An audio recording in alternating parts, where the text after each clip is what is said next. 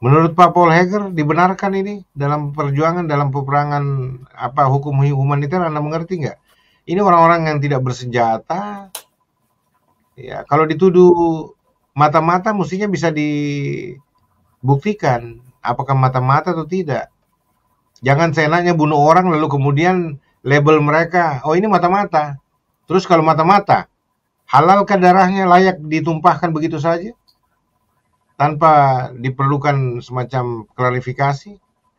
Padahal hanya berdasarkan dugaan. Bagaimana menurut Anda, Pak Paul Heger? Iya, kalau menurut saya begini, eh, karena saya tidak bergerak di bagian militer atau di kombatan, saya di sipil, gerakan Mhm. sipil dalam kota, sehingga memang ya ketika korban jatuh itu memang sangat apa sekali rasa ya duka begitu, karena harus nyawa dan nyawa yang terus tumpah hanya untuk apa perjuangan ini, entah itu di pihak Papua maupun di pihak Indonesia. Kemudian ya entah itu sipil atau sesuai dengan apa tuduhan atau ini bahwa itu intel. Hanya kalau mengikuti apa yang dilakukan oleh TPNPB selama ini, karena kebetulan saya juga biasa waktu-waktu lalu itu sering ikuti apa yang dibagikan oleh jubir, maka hampir semua yang dilakukan oleh TPNPB pasti ada laporannya Hmm. yang akan disampaikan oleh jubir TPNPB.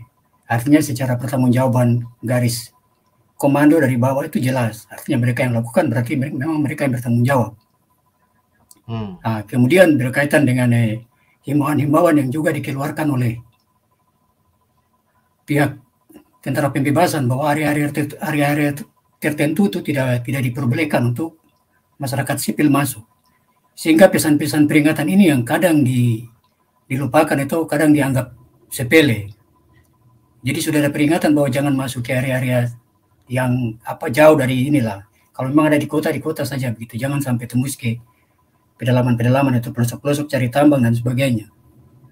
Jadi ini yang Atau sangat mungkin mereka disayangkan. tidak tahu, Pak. Atau mungkin mereka tidak tahu, tidak dengar, Pak. Pertanyaannya, apa penyampaian itu semacam maklumat dari TPNPB OPM lah. Itu disampaikan ke mana? Kan belum tentu semua orang mengakses berita itu atau tahu, Pak. Iya. Karena kalau misalkan sudah diumumkan jangan masuk, itu disampaikan ke mana? Ya, apakah suratnya itu disampaikan dan diyakinkan bisa sampai? Paling tidak kan kalau dikasih tahu kepada pemerintah daerah, dikasih tahu ke TNI atau Polri atau Sekretariat Damai Kartens, atau dibuat selebarannya Pak semuanya. Ya misalkan, ya, itu bisa saja orang ya masyarakat yang nakal ini salah. Tapi kalau ada masyarakat yang tidak tahu Pak, nggak dengar dan selama ini mereka sudah bekerja seperti biasa, lalu kemudian dengan alasan mereka sudah sebarkan beritanya di mana dan tidak semua orang baca koran, tidak semua koran bisa masuk di sana. Apalagi berita-berita yang sifatnya media sosial. Bagaimana menurut Pak Paul Heger? Iya, Bapak memang apa kalau ini dalam saya punya pendapat pribadi, kalau orang-orang yang sudah masuk ke Papua jauh-jauh sebelum apa pergerakan bersenjata semakin apa giat, itu orang-orang yang sudah ada di kota-kota ini orang sudah paham, orang sudah tahu bahwa memang daerah-daerah tertentu ini tidak boleh kita masuk sembarangan. Nah, ini akan berbeda dengan orang-orang yang baru datang kemudian karena dengar di situ ada tambang, ada hal-hal lain, ya mereka kejar ke situ. Jadi ini juga yang sangat-sangat disayangkan gitu. Kalau memang baru datang ya coba jangan langsung tembus ke titik-titik rawan begitu. Hmm. Jadi artinya kalau apa simak dari penyampaian jubir TPNPB bahwa sudah ada larangan, beberapa daerah itu memang sudah langsung disampaikan bahwa itu menjadi daerah perang yang akan terus berlanjut di situ. Jadi Hmm. artinya ketika orang-orang yang paksa masuk tanpa entah mereka dapat info atau tidak, kalau mereka masuk ke situ, ya nyawa jadi taruhan. Hmm.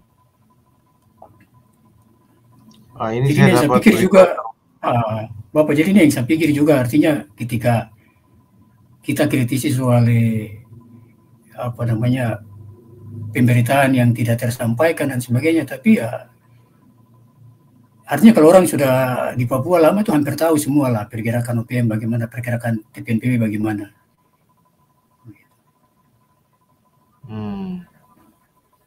Ini Terus termasuk saya pikir yang berikut Bapak, ini juga karena kebuntuan-kebuntuan di jalur diplomasi. Ketika pengabaian negara Indonesia terhadap apa yang disampaikan oleh para petinggi-petinggi Papua, pejuang-pejuang Papua, tidak ada meja perundingan dan sebagainya untuk pembahasan, ya gerakan bersenjata ini akan semakin masif. Ini yang saya pikir juga tidak bisa hanya di satu sisi. Ya memang kita sesalkan bahwa nyawa terus jatuh, tapi di sisi lain pengabaian atas hak politik bangsa Papua ini yang kemudian terus diabaikan. Ya, saya pikir itu dulu, Pak. Oke. Baik. Pak Heng Rumbewas, Pak Goram Gaman, mohon maaf Pak, saya nggak tahu itu apa masalah dengan device Anda itu. Di restart lagi kali. Coba di restart kembali Pak Heng Rumbewas dan Pak Goram Gaman ini. Nggak bisa masuk Anda ini. Device is not connected. Itu tulisannya begitu. Minta tolong diulangi lagi Pak.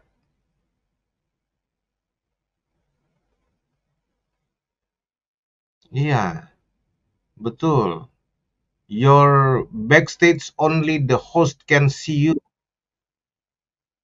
The host may add you to the broadcast at any time. Be ready. Setelah siap, tapi nggak siap ini, nggak bisa. Tolong ulang lagi Pak Bram. Pak Heng Rumbewas juga ulang lagi Pak. Saya masukkan dulu Pak Munte. Selamat malam Pak. Shalom. Ya, selamat malam. Malam Pak. Silakan. Bapak lihat dari awal. Kebetulan masuk apa ini baru gabung gitu Pak. Oh iya, saya kasih lihat dulu thumbnailnya Pak. Ini ada pembantaian masyarakat sipil oleh KKB atau TPNPB OPM yang akan diklarifikasi oleh jubirnya, juru bicara TPNPB OPM, Sebi Sambom, yang bertanggung jawab ini Kodap 16 TPNPB bertanggung jawab katanya. Ya. Nah, pertanyaan kita itu di awal-awal, apakah dibenarkan dalam alasan perjuangan kemerdekaan lalu bisa bunuh semua orang sipil pendatang yang dicurigai sebagai mata-mata, ya, dan kemudian saya nggak ngerti bagaimana harus menguraikan lagi. Sebenarnya saya ini sudah speechless Pak, karena saya nggak bisa lihat, nggak bisa terima kalau ada korban jiwa terus-menerus di Papua. Ini tanah yang diberkati, tanah Injil katanya, tapi kemudian darah ditumpahkan terus di sana. Silakan Pak. Iya Pak. Iya Pak. Berbicara soal Papua itu sangat menarik sekali Pak. Di mana satu sisi di situ ada perjuangan yang katanya memperjuangkan hak rakyat mereka ya kan Pak. Tapi apapun ceritanya, atas dasar kemanusiaan, pembantaian itu tidak ada pembenarannya di dalam segi agama manapun Pak. Nah, kita menolak keras atas hal itu. Seperti kata Pak Pendeta tadi, silahkan kalian berjuang, silahkan kalian perjuangkan kemerdekaan kalian. Tapi rasa cinta kasih sesama itu jangan dihilangkan. Betul. Memang betul Pak, di dalam revolusi itu harus ada pengorbanan, betul Pak. Tapi bukan yang dikorbankan Pak. Gitu Pak. Ya. Silahkan berjuang. Papua itu saudara kami Pak. Saya dari Sumatera ini Pak, berbicara ini Pak. Ya. Baik Pak, baik. Ya. Kita prihatin yang terjadi di Papua Pak, juga terhadap orang-orang asli Papua selama 61 tahun. Ya, tetapi dan kita menghormati hak mereka untuk mau merdeka, itu hak suara mereka, silakan aja. Tapi kan bisa ditempuh dengan cara-cara damai, jalur diplomatik yang sebenarnya sudah diperjuangkan selama ini, Pak. Hanya belum berhasil saja. Iya Pak.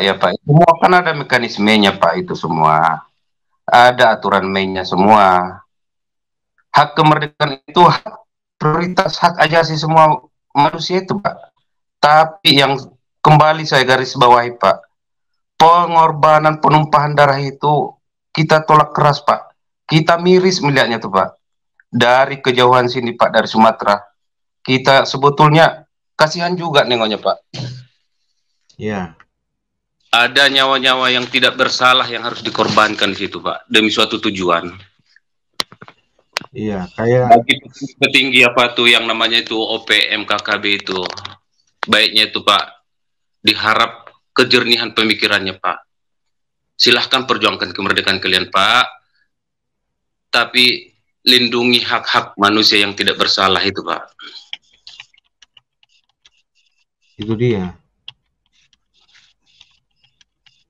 Oke, saran apa Anda, Pak, yang mau dibuat? Sarannya apa, Pak? Kalau sarannya, Sebentar, Pak, sebentar. Sebelum iya, saran Anda, saya mau baca dulu ini, Lambertus Menufando. Info pembantaian ini dari mana? Biasanya info-info dari YouTube itu hoax. Saya tidak ambil dari YouTube, Pak Lambertus. Ya, saya tidak pernah ambil dari YouTube. Karena saya menjaga copyright bagi channel saya. Saya bukan channel biasa-biasa yang sembarang bajak orang punya YouTube. Tidak. Ini saya dikirimkan langsung oleh Sebi Sambom. Dan ada beberapa kiriman video yang dilakukan Sebi Sambom, rilis beritanya. Itu Sebi Sambom sendiri, juru bicara TPNPB OPM, dan juga ketua OPM. Beberapa kali juga mengirimkan saya kalau rilis. Jadi saya dari sumber A1, Pak. Bukan bajak-bajak. Tipikal channel kami nggak seperti itu, Pak. Lambertus Menufando ya, supaya Anda mengerti. Jadi ini bukan hoax, bukan karang-karang. Ini justru kita mau minta klarifikasi dari si pengirim berita itu. Ya kalau misalkan ini palsu, ini bohong-bohongan, ya yang kirim itu yang bohong, menipu, Sebi Sambom. Tapi kan ini saya berikan ruang untuk berbicara, untuk memberikan edukasi publik dan informasi. Ini kan ruang publikasi, edukasi, informasi, tapi dengan cara-cara yang bermartabat. Nah, termasuk hoax kami tidak terima. Ya, itu sebabnya Lambertus bisa mengerti ya. Oke. Lanjut Pak Munte. Bagaimana Pak iya. Munte? Saran Anda apa kira-kira? Saran, gini Pak. Oh, terima kasih atas waktu dan kesempatannya. Seandainya bahasa ini bisa sampai ke Pak Sebi Sambo, seandainya Pak ya. Mudah-mudahan sebentar masuk Pak. Anda bertahan saja di sini. Iya, salam perdamaian lah buat Pak Sebi Sambo. Jagalah cinta kasih itu sesama itu di sana. Hentikan stop itu apa pertumpahan darah. Silahkan berpikir. Saya tahu nanti di situ ada perwakilan Pak Sebi Sambo dari manapun itu, pembisik-pembisiknya itu semua sama perjuangannya itu. Pikirkan kalian gimana baiknya untuk kemerdekaan kalau memang kemerdekaan yang kalian inginkan. Hentikan itu apa korban-korban yang tidak apa itu, yang tidak bersalah itu, yang tidak berdosa. Untuk kedamaian dunia utamanya. Papua itu saudara kami. Udah sampai situ. Terima kasih Pak. Oke, baik Pak. Koma dulu ya Pak, koma dulu. Bapak standby sebentar. Saya terima Yanto Pegome. Yanto Pegome, selamat malam. Shalom.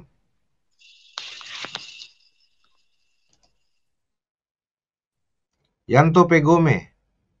Anda sudah masuk Pak. Silakan Pak. Halo. Pak Yanto.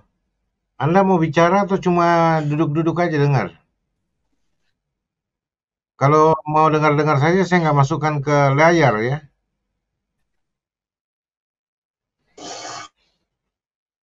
Oke, Pak Yanto sudah terbuka mic-nya. Silakan Pak bicara. Shalom Bapak. Pak Yanto, kalau Anda dengar, jawablah, bicaralah, jangan buang-buang waktu. Oke, kalau Anda tidak mau jawab, sekali lagi saya panggil, saya keluarkan ya Pak. Pak Yanto Pegome, silakan. Anda mau jawab apa? Oh, dia keluar sendiri.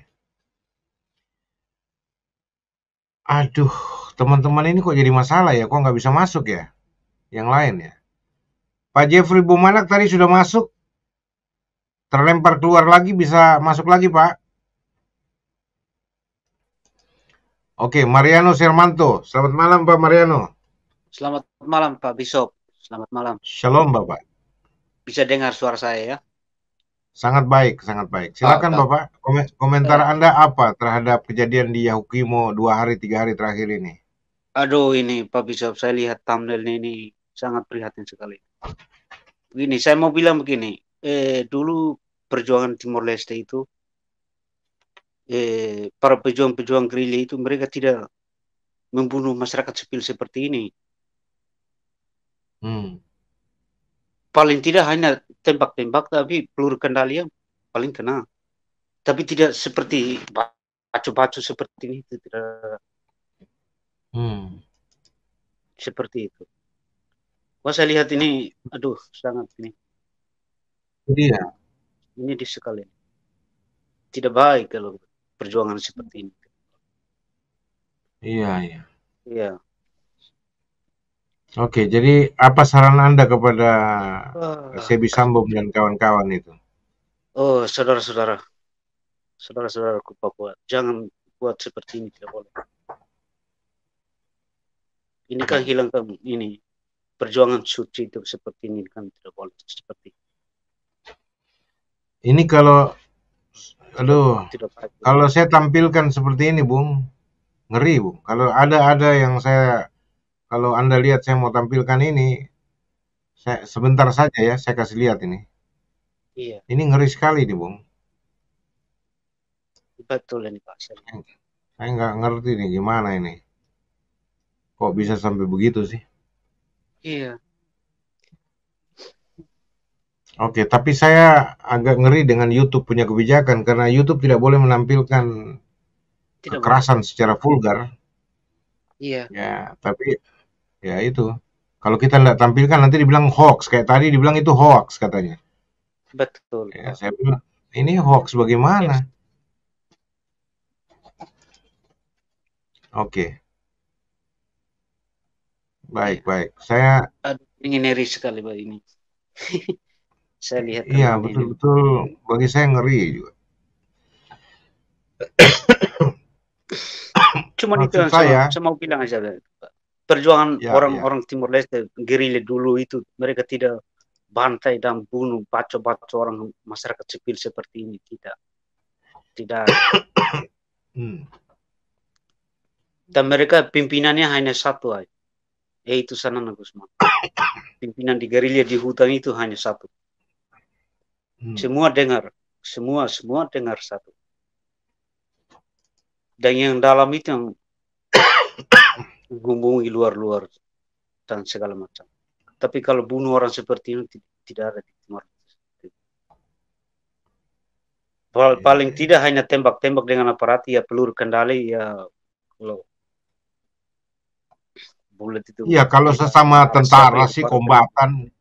Ya silakan aja lah yang namanya perang kan. Tetapi kalau masyarakat sipil itu agak susah diterima, Pak.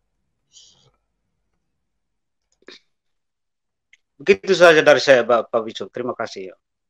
Baik. Saya dengar. Terima kasih, Bapak. Oke. Saya karena kesulitan untuk itu saya tampilkan dari sini aja dulu. Ya, ini Pak Sebi Sambom punya kiriman ini. Ini namanya di sini, Saudara Sebi Sambom. Kalau Anda lihat nih. Ya, kalau Anda lihat nih, saya kasih lihat nih. Salah satu kirimannya ini nih. Nah, coba lihat nih. Apakah menurut Anda ini manusiawi? Misalkan contoh ya. Nah, ini ngeri sekali, Pak. Ini sekarang ada banyak orang yang non Papua ditawan ini. Saya nggak tahu di mana posisinya ini. Ini mereka ini, Pak. Polisi bisa cari tahu ini lokasinya di mana ini. Karena ini mereka kayaknya bukan orang Papua. Pendatang di satu tempat yang sekarang ditawan oleh mereka ini. Ini. Ada yang bisa kasih informasi kah? Ini kiriman Sebi Sambom sendiri ya. Nah, kita lihat ini berita. Nah, ini ada pegang parang ini. Ah, lihat. Nah, dia bacok ini orang yang pakai ini nih. Ini peristiwanya nih. Jadi kalau saya ulangin nih, korban yang tadi berdarah itu, nah, dia pegang parang, habis itu dia bacok yang ini nih. Nah itu, dia potong ini orang ini. Sudah ditawan, tidak bersenjata loh. Mestinya kalau sudah ditawan, tidak bersenjata orang, tidak melawan, tidak boleh dibunuh. Dalam hukuman perang.